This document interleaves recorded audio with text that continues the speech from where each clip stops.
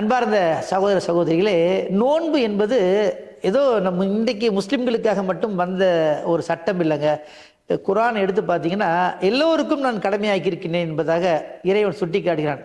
யா ஐயுஹல்லதீன ஆமனு குத்திப அலைக்குமுஸ் ஸியாமு கமா குத்திப அலல்லதீன மின் கப்லிக்கும் லஅல்லக்கும் தத்தகூன் என்பதாக குர்ஆன் சுட்டி காட்டுகிறது. உங்களுக்கு முன் சென்றோர் மீது எவ்வாறு நோன்பு கடமையாக்கப்பட்டிருக்கிறதோ அப்படியே உங்கள் மீதும் கடமையாக்கப்பட்டிருக்கிறது.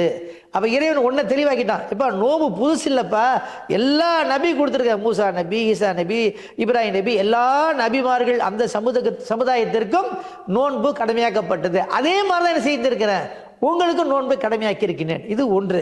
ரெண்டாவது, ஏன் நோன்பு வைக்கணும் அப்படின்னு கேட்டீங்கன்னா, அல்லக்கும் தத்தக்கூன் என்பதாக அல்லாஹ் சொல்றான்.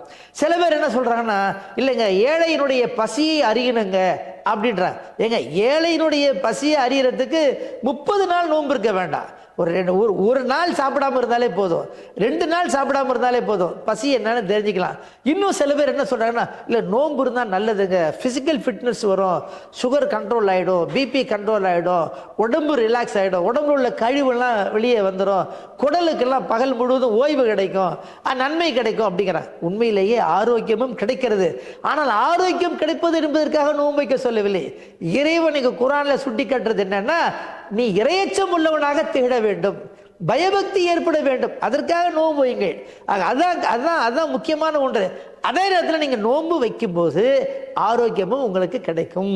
நோன்பு வைக்கும்போது ஏழைகளுடைய அந்த பசியையும் உணரலாம், ஏழைகளுடைய அந்த இயலாமை பலகீனத்தையும் உணரலாம் அப்படின்னு இங்கே மார்க்கம் நமக்கு சுட்டி காட்டுகிறது. ஆக நோன்பு காலத்திலே நோன்பு வைப்போம், இறைவனுடைய அன்பை பெறுவோம்.